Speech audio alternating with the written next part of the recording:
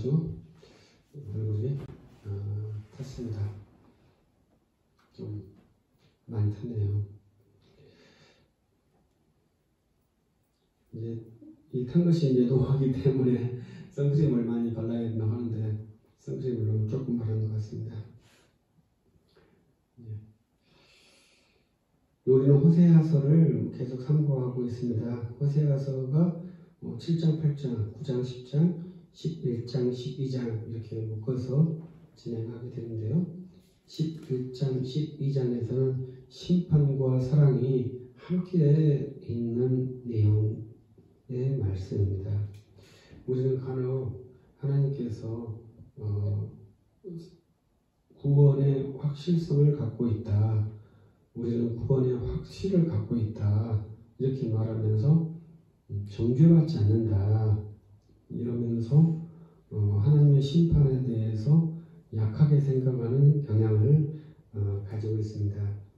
그렇기 때문에 그런 것에 대해서 성화가 부족하다. 그래서 우리들이 이신칭의 교리가 잘못됐다. 이렇게 생각하는데 그것은 좀 잘못된 가르침이죠. 우리 한국 교회는 이제 구원파라고 하는 교리가 상당히 영향력을 가지고 있습니다. 그래서 그때 이제 그분들의 주장은 당신은 구원 받았습니까? 그리고 구원 받음에 대한 확실히 있습니까? 이거에 대해서 강조점이 있죠. 그러면 나는 또 반대로 구원을 받았습니까? 구원 받았습니다. 구원의 확신이 있습니까? 나는 구원의 확신을 갖고 있습니다.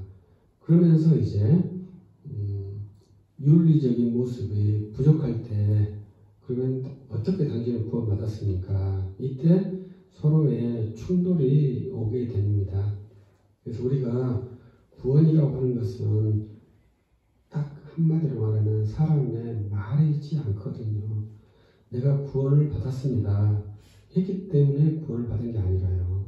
또 내가 여러분들은 표현이다마는 구원받지 못했습니다. 이렇게 말했기 때문에 구원 못 받는 게 아닙니다. 구원은 전적으로 하나님께 달려있는 것입니다. 그 구원을 우리가 온전히 붙들면서도 그 하나님께서 자기를 구원하겠다고 결정하신 이는 결코 구원하신다가 구원의 확실성이에요. 하나님께서 고경태를 구원하시겠다. 이 구원의 확실성은 어디에서도 확정할 수가 없죠. 그럼에도 우리가 구원의 확실성을 갖고 있는 것은 나의 믿음이나 나의 행위가 아니라 하나님께서 나를 고경태를 구원하기로 작정하셨다. 그렇다면 그 작정은 결코 실패하지 않거나 후회하지 않고 철수하지 않는다. 이게 구원의 확실성이지 내가 믿기 때문에 구원이 확실하다. 이런 개념이 전혀 아닙니다. 예정론에서는 개인, 사람의 능력이나 사람의 고백이나 사람의 행동이 절대 들어가지 않는 하나님의 의지의 영역이에요. 그렇기 때문에 우리가 구원에 대해서 말할 때는 항상 조심을 해야 되거든요. 나는 구원받았어. 나는 천국에 갈 거야. 이렇게 확실히 말하는 것도 조심스럽고요. 이렇게 살다가 주님 나를 버리시면 어떻게 할까? 이렇게 조마조마 사는 것도 적당하지 않아요. 우리들이 항상 겸손이라고 하는 것은 절제를 말하는 것이거든요. 절제는 두 가지가 있죠. 너무 부족해도 절제라는 것이 필요하고 너무 많아도 절제라는 것이 필요한 것입니다. 그래서 구원이라는 것이 너무 충만해가지고 그 자기의 수준을 잊어버릴 때 그것을 떨어뜨릴 수 있는 절제. 또 내가 너무 디프레션, 다운돼가지고 이렇게 하면 천국 못 갈 것 같아. 이렇게 해서 너무 다운돼 있을 때는 그러한 절망에서 절제를 하면 회복이 되는 것이죠. 절제는 무조건 줄이는 것이 아닙니다. 그래서 우리들이 구원의 아주 중요한 성품이 절제예요. 그래서 우리들이 믿음을 가지고 나아갈 때 그 절제를 가지고 있어야 되는데, 오늘 말씀은 하나님께서 사랑하신다, 결코 포기하지 않으신다, 또 하나님께서 심판하신다, 이 두 가지가 함께 계속 교차되고 있는 것입니다. 그래서 하나님께서 우리를 사랑하시겠습니까? 사랑하지 않겠습니까? 사랑하시죠. 사랑하시는데, 그럼 이 사랑하시는 백성들을 어떻게 하겠습니까? 죄를 범하니까 심판하신다는 거죠. 그 심판도 아주 무섭게 심판을 하신다는 것이죠. 이것이 두 개가 함께 있는 것이지, 하나님께서 사랑하시니까 범죄도 다 사랑하신다, 이러한 방식은 안 되고요. 하나님께서 범죄한 자를 심판하시니까 범죄에서 내가 덜덜덜덜덜 떨 거야, 이것도 적당하지 않은 것이죠. 그래서 우리가 구원이라고 하는 것은 항상 이 두 가지를 같이 갖고 있는 것을 우리는 경외라고 표현을 하는데, 굉장히 좋은 말로 번역을 한 것이죠. 영어로는 fear라고 하는데, 그것을 우리는 두려움, 이렇게 번역을 하는데요. 그 번역은 하나만 있는 거지 않습니까? 그러나 경건의 fear에는 두 가지가 있거든요. 사랑과 두려움, 두 가지가 있어요. 그래서 우리는 그것을 경외라고 번역을 해놨습니다. 그래서 하나님을 존경하면서 두려워하는 것이죠. 그것을 경외라고 우리가 생각해서 그것을 경외한다, 이렇게 번역을 해서 매우 좋은 번역이라고 생각이 돼요. 그래서 하나님께서 오늘도 사랑하시고 심판하신다, 심판하시면서 사랑하신다. 그럼 이것을 어떻게 우리가 표현할 수가 있겠습니까? 심판은 무서운 것이고 사랑은 좋은 것이다, 이렇게 분류할 수 없고, 심판하신 하나님 속에서 사랑을 발견할 수 있고요. 사랑하신 하나님 안에서 심판을 볼 수 있는 것이 그리스도인의 기본적인 성품이에요. 그럴 때 우리가 언제든지 과할 때도 떨칠 수 있고요, 부족할 때는 올릴 수 있는 그러한 절제의 능력, 조절의 능력이 그리스도인에게는 반드시 필요한 것이죠. 왜냐하면 하나님은 보이지 않으시잖아요. 우리는 보이지 않는 하나님을 섬기기 때문에 보이지 않으면 두려워요. 없는 것 같아요. 그러면 내 마음대로 행하든지, 아니면 없기 때문에, 안 보이기 때문에 사실대로, 없기 때문에 슬퍼하든지, 이러한 무절제나 낭망으로 떨어질 때 올리기도 하고요. 또 내 마음대로 행해가지고 또 내 마음대로 많이 업되기도 하는데, 이것도 다 떨쳐서 정상적인 수준을 이루어야 합니다. 그래서 그러한 것들이, 그러한 한 훈련이 오늘 호세아 11장과 12장에 나타나고 있다고 볼 수 있습니다. 하나님께서 범죄한 에브라임, 범죄한 이스라엘을 심판하셔요. 그러나 하나님께서 또 8절에 내가 어찌 너희를 놓겠느냐, 이스라엘아 내가 어찌 너를 버리겠느냐, 또 이렇게 붙으셔요. 심판하시고 붙으셔요. 그럼 하나님이 어떻게 하시겠다는 말입니까? 이스라엘을 철저하게 심판하시겠다는 말씀이잖아요.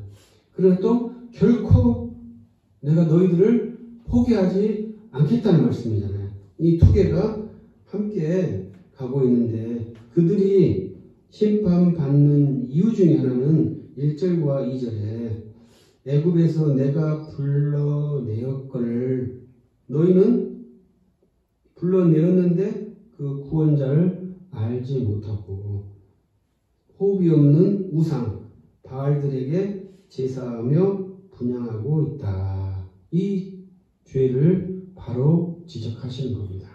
그리고 우리가 출애굽기 20장 십계명에서 그렇게 제가 말씀드렸죠. 십계명이 매우 중요한 계명입니다. 그러나 그 계명의 중요함, 그 이전에 그 계명을 주신 분을 기억해야 됩니다. 이게 구약 성경에 주시는 아주 중요한 훈련이에요. 이들도 마찬가지죠. 북이스라엘, 이스라엘 왕국 매우 중요합니다.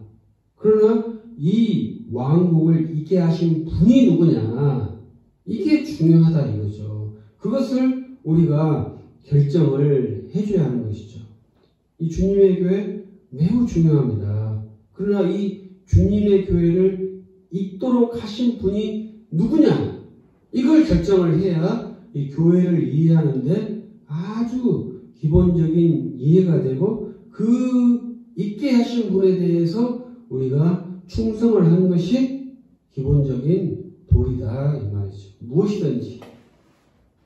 그런데 이스라엘은 있게 하신 분을 떠나서 바알과 우상들에게 돌이켜 갔기 때문에 여호와께서 그들을 심판하시겠다 이렇게 확실하게 증거를 하시는 것이고요.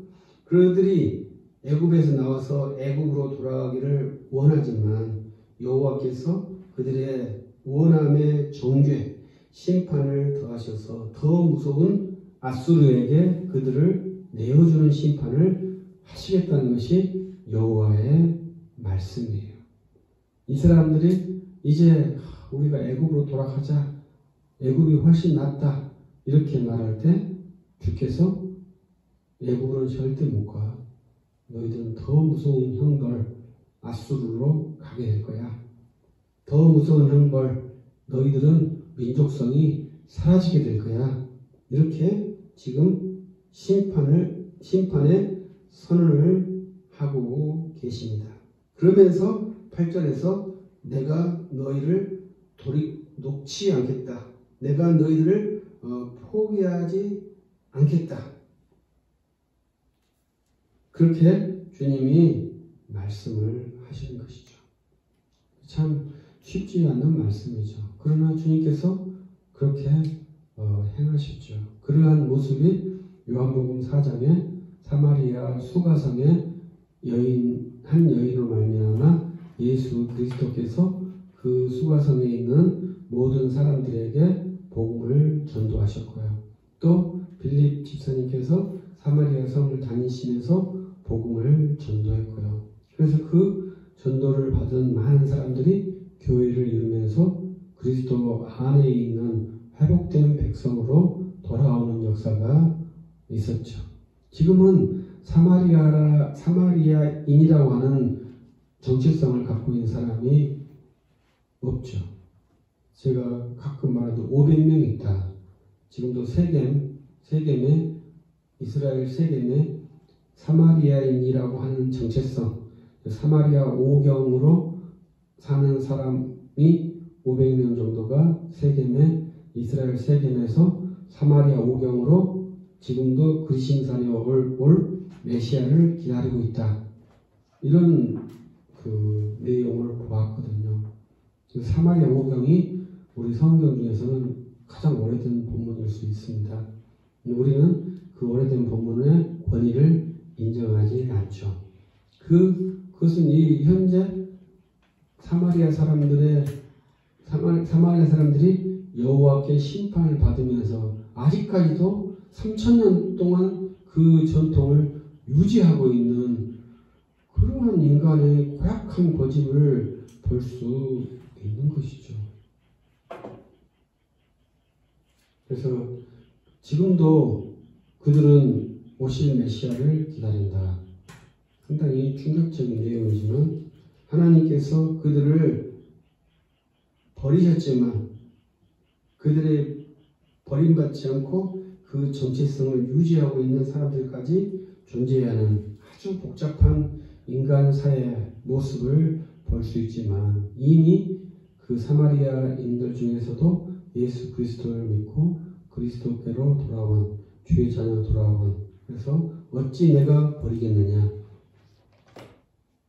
어찌 내가 너희를 놓겠느냐 하는 그 하나님의 사랑이 사마리아 사람 이스라엘의 10지파에도 유효하게 적용이 되어서 우리가 요한계시록 보면 12지파가 모두 회복이 되죠.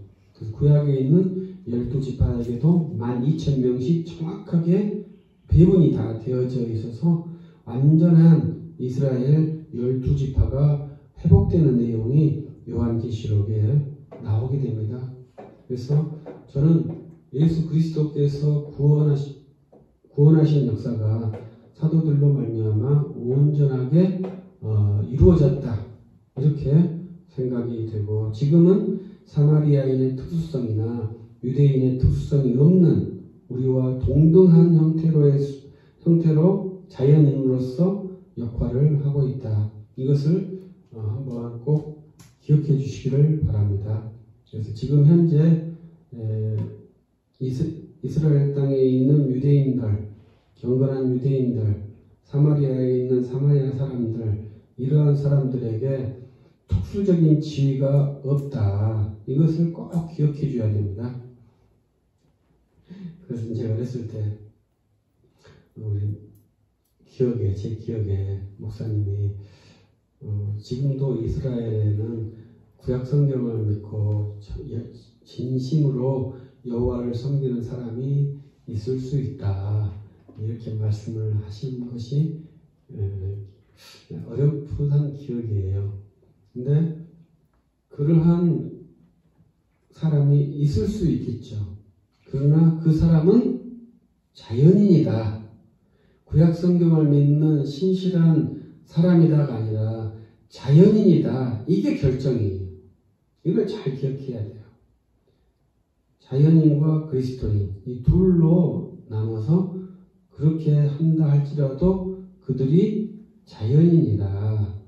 그러니까 상당히 위험한 말이 되겠습니다만, 우리의 정경인 구약 성경을 열심히 읽고 성경 공부를 하고 우리보다도 성경 지식이 더 많을 것인데, 우리가 규정할 때 그들을 뭐라 결정한다고요? 자연인이라고 규정한다는 거죠.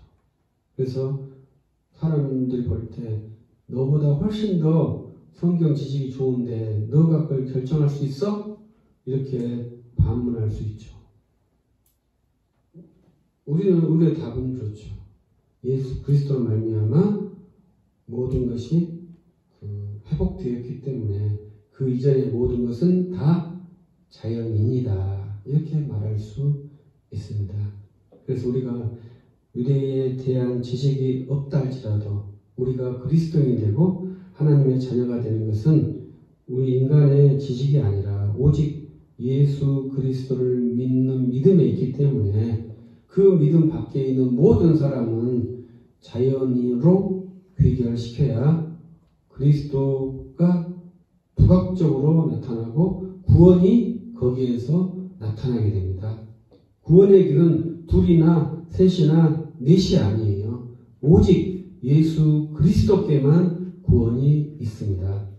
그렇기 때문에 이스라엘의 특수성이 사라지고 우리와 동일한 인류의 한 지역에 불과한 것이죠.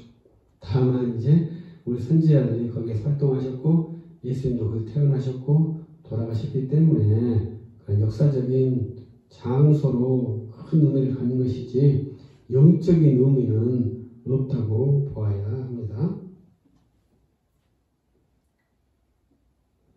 영적인 의미하니까 참고적으로 이러한 말씀이 생각나네요. 우리가 웨스트민스터 신앙고백서에서 외경에 영적인 의미가 없다 이렇게 규정을 합니다. 그래서 일반 도서와 같다.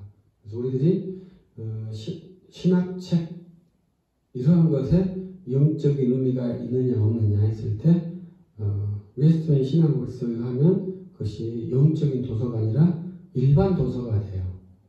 영적인 도서는 오직 하나, 성경뿐이에요. 성경 외에 모든 성경은 영적인 도서가 아니다. 이렇게 이제 규정을 하니까, 그러면 책을 읽으면서 은혜를 받지 않느냐, 이러한 식의 질문이 있더라고요. 그래서 책을 읽고 당연히 우리가 도움을 받죠. 그러나 그 도움은 권위가 다르죠. 성경의 권위와 견줄 수 있는 책이 없다는 말이에요. 오직 성경 그러거든요. 지금도 이스라엘 가면 그 감동이 올 수도 있고요. 예수님의 무덤 교회 가면 감동이 올 수도 있고, 예수님 태어난 그 베들레헴의 그 태어난 장소를 가면 감동이 올 수도 있고, 이것은 은혜가 아니라 감동이죠, 감동. 전혀 다른 것입니다. 그것을 거기에서 영적인 의미를 느꼈다 하면 조금 우리가 주의를 해야 돼요. 그래서 우리들이 어떤 그 감동을 크게 받았을 때, 어떤 임팩트를 크게 받았을 때, 그걸 표현할 때 주의를 해야 돼요. 그냥 그 느낌을 느낌대로 말하는 것이 사실이라고 생각하는데, 그때 또 한 번의 절제가 필요해요. 그래서 사도 바울도 3천층의 그 경험을 했을 때 내가 했다고 말하지 않고 내가 아는 어떤 사람이, 그리고 그 경험을 한 내용도 말하지도 않아요.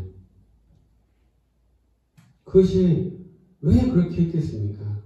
그것은 그 경험이 신자에게 결코 유익하지 않다는 거예요.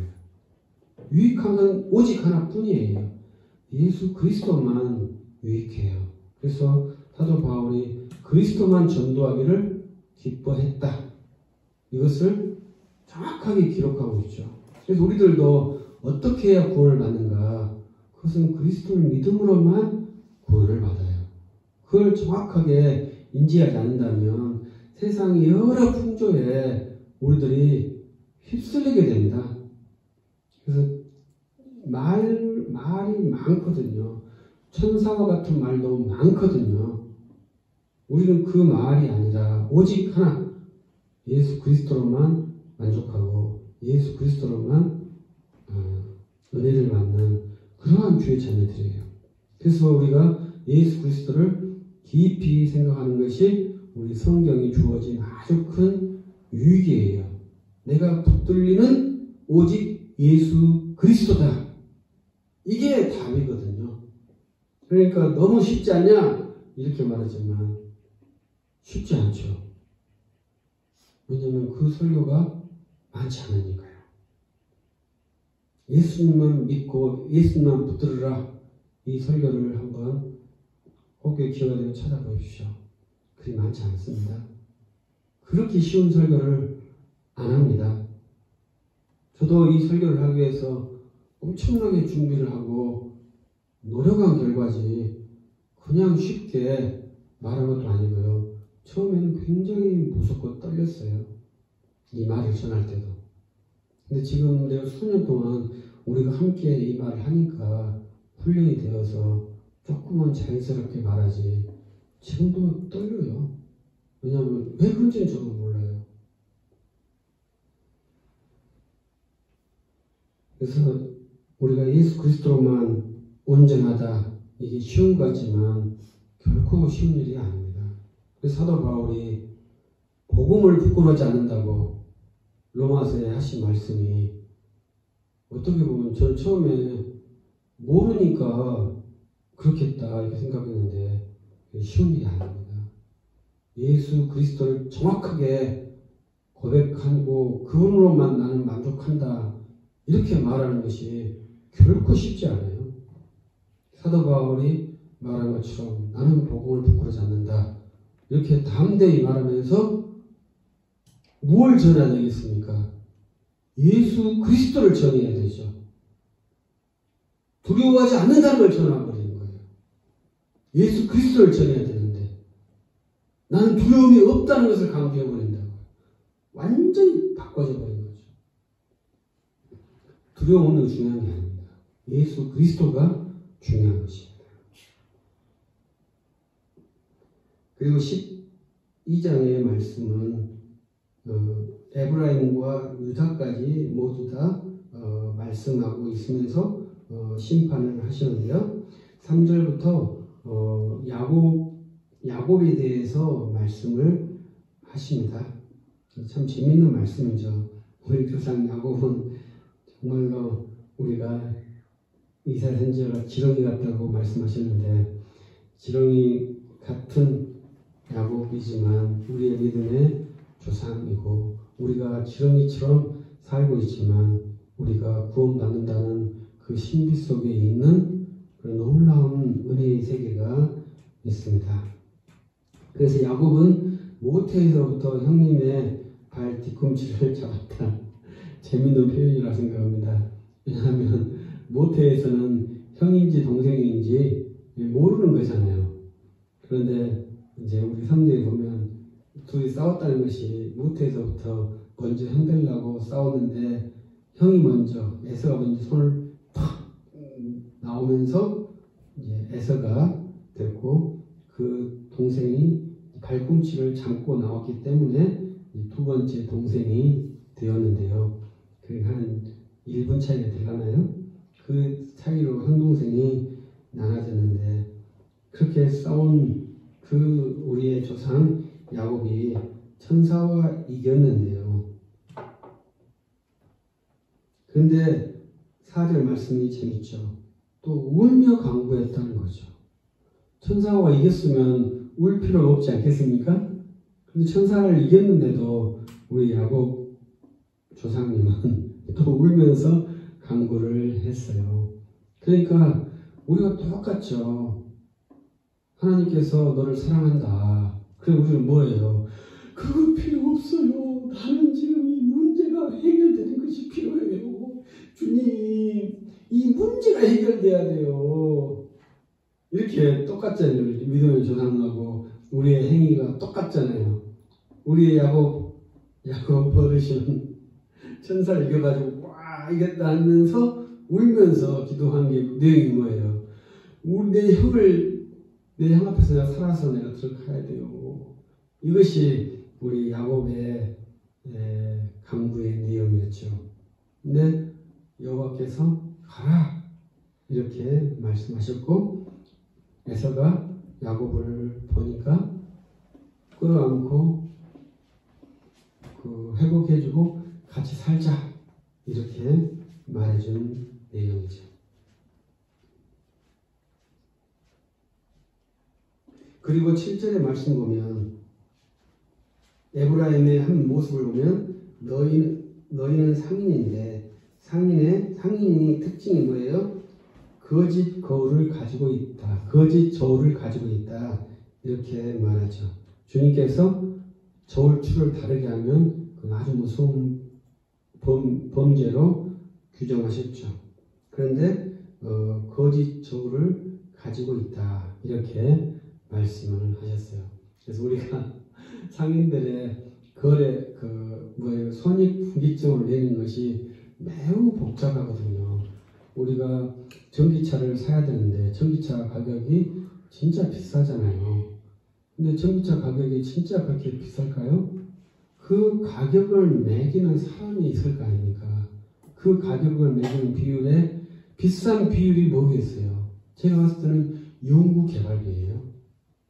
연구개발비가 많지 재료비는 얼마 들어가잖아요.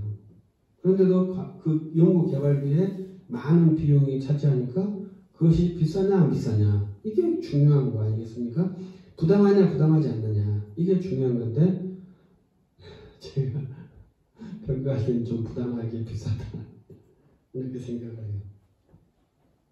그런데 제가 오늘도 이제 선교 활동을 하면서 느낀 것이 뭐였냐면 가장 상업 중에서 어려운 상업이 이 채소 하시는 분이라고 생각해요. 과일 채소 하시는 분들. 왜냐하면 얘들은 제품 자체가 유통기간이 굉장히 짧기 때문에 손실률이 발생하는 거예요. 그 손실률을 거기에다가 넣어야만이 그 가게가 유지되죠. 근데 만약에 손실률을 넣었는데 손실이 안 되고 다 팔려버리면 어떻게 돼요? 이거 손실률 넣었어. 다 팔렸으니까 고객님께 다 돌려주겠습니까? 이렇게 할 수는 없잖아요. 또. 그러니까 매우 구조가 복잡한 거죠. 손실률을 안 내면 어떻게 돼요? 손실이 났을 때 그것을 주인이 다 피해를 봐야 되니까 그 기업은 100% 망하는 거죠. 반드시 그 손실률이라는 것이 거기에 다 들어가 있는 것이다 이 말이죠. 그래서 그때 그 손실료를 어떻게 먹일 거냐가 덤텅이냐 합리적이냐 이거죠. 손실료를 안 먹이고 낸다는 것은 바로 망하는 것이니까. 그래서 우리가 공평한 저울주라는 것을 공평하다는 이 개념이 정직한 그리스도인들이 그 계산을 잘 못하는 거예요. 정직하다고 하는 사람들이.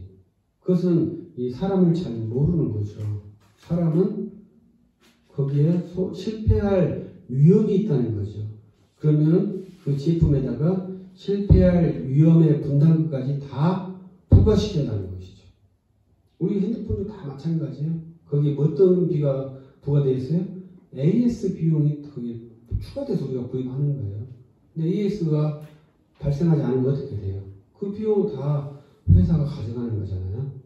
그러니까 어떻게든지 AS 비용을 부과시키고 AS가 발생하지 않도록 회사는 노력을 해야 되겠죠. 아, 이제 AS가 안 나오니까 AS 비용을 빼자. 이런 회사가 있겠습니까? 좋은 회사, 제품일수록 그 제품의 AS 비용이 큰 거예요. 그래야 좋은 제품이죠. 그래서 우리가 공평한 저울이라는 것이 그것도 쉽게 말할 수 있지만 명료하게 구체화해서 기업 경영에 활용한다. 이건 쉽지 않아요. 그렇기 때문에 항상 양심의 문제가 있죠. 과하지 않으면 기업이 망하고요. 과하면 좀 양심에 걸림이 있고요. 그래서 우리가 사는 것 자체가 굉장히 어려운데 이 사람들은 매우 부당하게 공평한 저울을 썼다고 볼 수 있겠죠.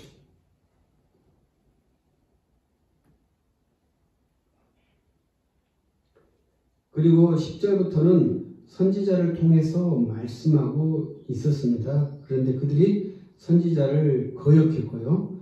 13절에 한 선지자를 인도했고 그 선지자의 보호를 받았는데 그 선지자의 가르침을 거부한 것까지가 호세아 12장의 내용입니다.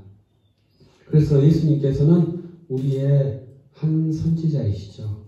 그 선지자의 주요한 역할이 무엇입니까? 선지자가 하는 역할은 첫 번째, 너희가 지금 현재 하나님의 법을 지키고 있지 않다.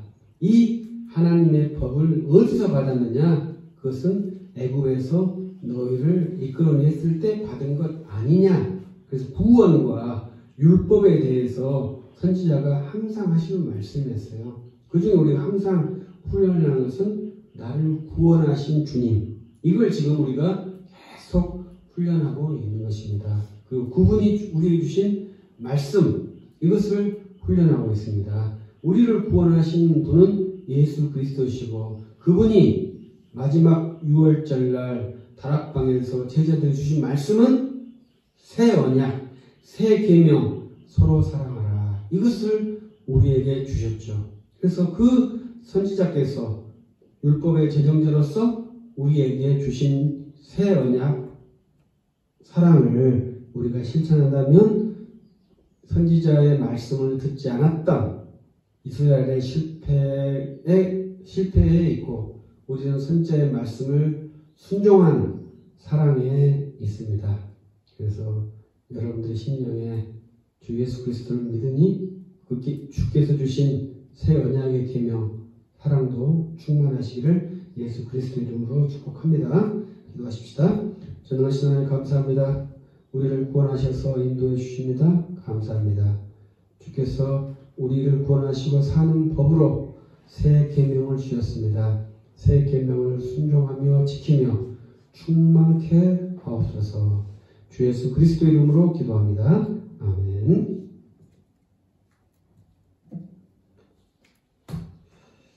찬송 337장입니다.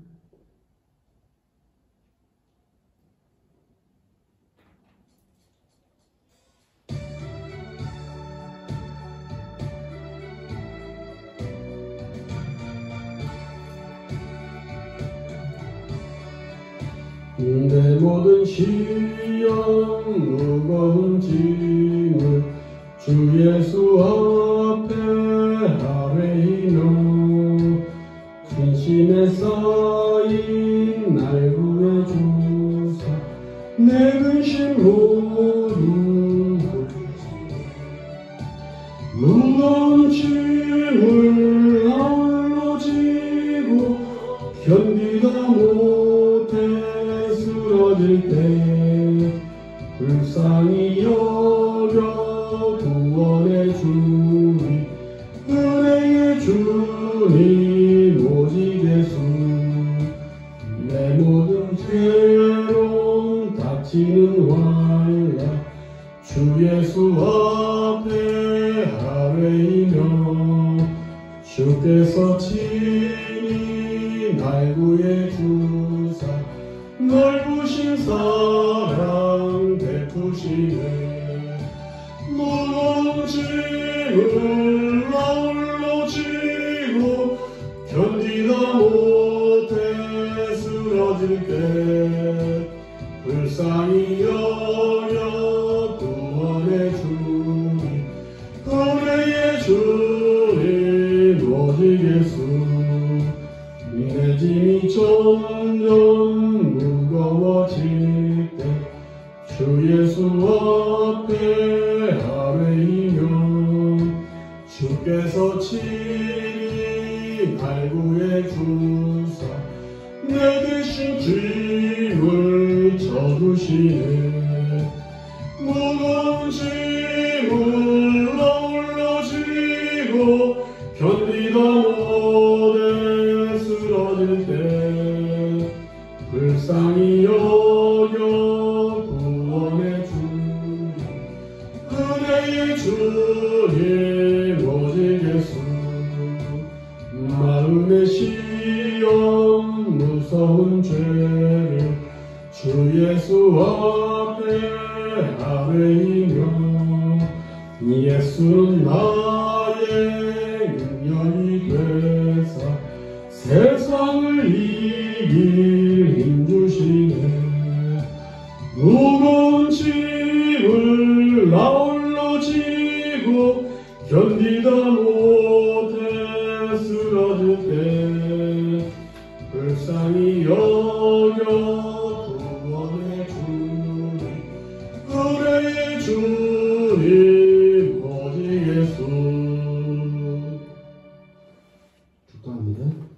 지금은 우리 주 예수 그리스도의 은혜가 사랑하는 주의 자녀들 위해 함께 있을지어다.